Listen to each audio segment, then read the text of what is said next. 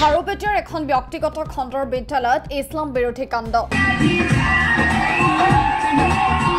ৱাহাবনগৰস্থিত royal একাডেমীৰ এডল ছাত্ৰীয়ে কৰিছে এই কাণ্ড ইছলাম বিৰোধী নৃত্যত জাঙুৰ খাই উঠিছে দল সংগঠন বিদ্যালয় কৰ্তৃপক্ষক ক্ষমা খোজাৰ দাবী দল সংগঠনৰ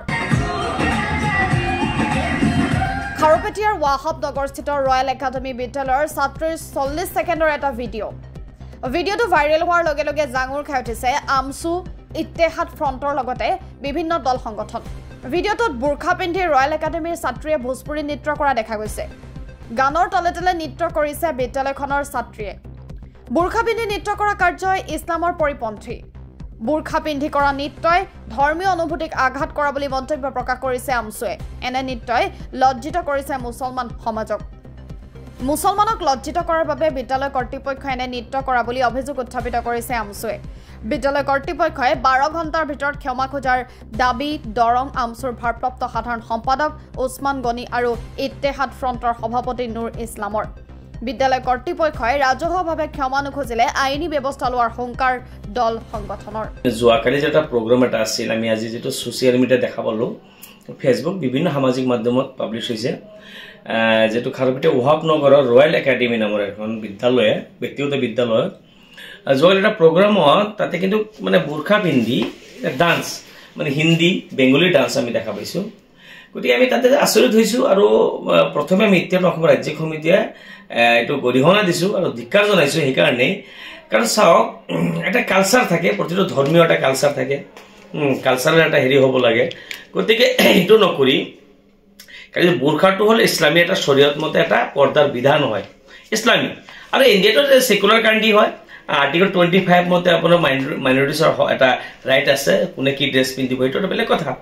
বাট যদি কোনোবাই পৰ্দা কৰিছে পৰ্দাটো ইছলামিক বিধান হয় এটো ভাল কথা ফৰজ হয় ইছলামী মতে ফাৰ্স্ট এটো আপোনাৰ পৰ্দাটো ল'ব পৰ্দা কৰাটো ফাৰ্স্ট এটা ফৰজ হয় পাঁচটা ফৰজৰ পৰ্দাটো এটা ফৰজ কিন্তু আমি কিন্তু আচৰিত হৈছো যে একাডেমী যেটো ৰয়েল একাডেমীৰ মেনেজমেন্টে কেনেকে বুৰখা লগোৱাৰ পিছত সেই ছোৱালী কেইজনীক দি হিন্দী আৰু বেংগলী ডান্স কৰালে আৰ এই কথাটো কেনেকে তেখেতে কৰিব পাৰিলে গতে আমাৰ এটা সন্দেহ হৈছে যে ৰয়েল একাডেমী যেটো মেনেজমেন্টটো যেটো আমাৰ ইথিক্সৰ লগত যেন ইথিক্স আছে আপোনাৰ যেটো আপোনাৰ ইহুদি আপোনাৰ কাদিয়ানী অল ওভাৰ ওয়াৰ্ল্ডত আছে এই যে এটা আপোনাৰ এটা প্ৰপোগান্ডা চলি আছে এটা আপোনাৰ কনস্পিৰেসি এটা আছে যে ইছলামক কেনেকে বদনাম কৰিব পাৰি ইছলামক বদনাম কৰিব পাৰি কেনেকে মানে বুৰখা পিন্ধি ডান্স কৰিব পাৰি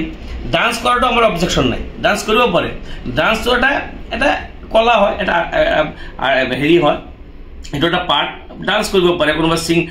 সিঙ্গাৰ হয় কোনোবা ডান্সাৰ হয়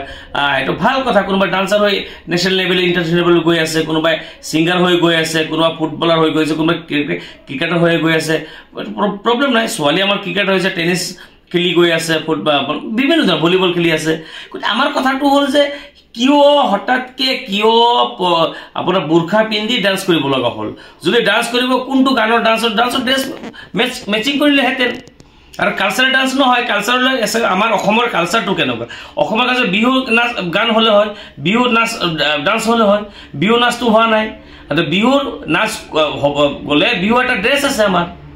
হুকিয়া এটা ড্ৰেছ আছে অসমৰ কাৰণ আমাৰ হুকিয়া ড্ৰেছ আছে আমাৰ যেটো বিহু নৃত্য কৰাৰ কাৰণে বিহু নৃত্য কৰিবলৈ হলে কি যেটো ড্ৰেছ পিন্ধা হয় আমাৰ কালচাৰেল যেটো ড্ৰেছ হয় এটো অল ওভাৰ ওয়াৰ্ল্ডে চিনি পায় সেই ড্ৰেছটো কিয় পিন্ধোৱা হোৱা নাই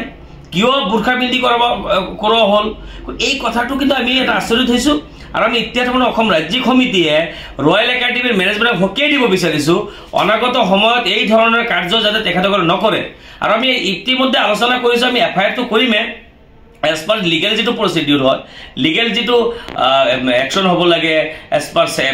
BNS মতে যিখিনি হ'ব লাগে এটো ক্রিমিনাল অফেন্স হয় কাৰণ কোনোবা ধৰ্মীয় আঘাত হানিলে এটো আপোনাৰ ক্ৰিমিনাল অফেন্স হয় গতে এইখিনি কিন্তু তেখেতসকলৰ বিৰুদ্ধে স্টেপ লোৱা হ'বই আৰু সেকেন্ডলি কৈছে এই ধৰণৰ কোনো ধৰণৰ অনাগত সময়ত নট অনলি ৰয়েল একাডেমী কোনো ধৰণে এই ধৰণে যদি কৰে আমি কিন্তু আইনী ব্যৱস্থা ল'বলৈ বাধ্য হ'ম। কাৰণ আমি আচৰিত হৈছোঁ যে ৰয়েল একাডেমি যিসকল অভিভাৱক আছে তেখেতসকলে চিন্তা কৰিব লগা আছে। ৰয়েল একাডেমি যিটো ৱাহাবনগৰ খাৰুপেটীয়া ৰয়েল একাডেমি যিসকলৰ আমাৰ মুছলিম ল'ৰা ছোৱালী তাতে অধ্যয়নৰত আছে তেখেতসকলে অভিভাৱকসকলে চিন্তা কৰিব লগা আছে। কাৰণ বুৰ্খা পিন্ধাই ড্ৰেছ কৰাটো এইটো আমি ইজিলি ল'ব নোৱাৰোঁ, কাৰণ এইটো এটা আমাৰ কিন্তু পৰ্দাৰ হয়, এটা ইছলামী এটা বিধান হয় বুৰ্খা পিন্ধাটো এটা পৰ্দা কৰিব লাগে। কিন্তু তাৰপিছত এইটো কিয় ড্ৰেছ কৰিব লগা হ'ল? যদি কোনোবা ছোৱালী পৰ্দা কৰে ভাল কথা, ইছলামী ফৰজ হয়, 5টা ফৰজৰ মাজত এটা ফৰজ, তাৰপিছত কিয় তেখেতসকলে এই ছোৱালীসকলক দি হেৰি ডান্স কৰালে? গতিকে এই কথাটো সমগ্ৰ বিষয়টো আমি অহাকালি আমি যাম খাৰুপেটীয়া আৰক্ষী থানাত আমি এজাহাৰ দাখিল কৰিম, আৰু কিয় কৰিলে এই সমগ্ৰ বিষয়টো তদন্ত হ'ব লাগে। আৰু আমি আশা কৰিছোঁ প্ৰতিটো অভিভাৱকে যাতে এই বিষয়টো চিন্তা চৰ্চা কৰে, কাৰণ অকল এই আজি 5জনীয়ে ছোৱালী কৰিছে এইটো নহয়, কিন্তু অল অভাৰ এইটো আজিকালি ছ'চিয়েল মিডিয়া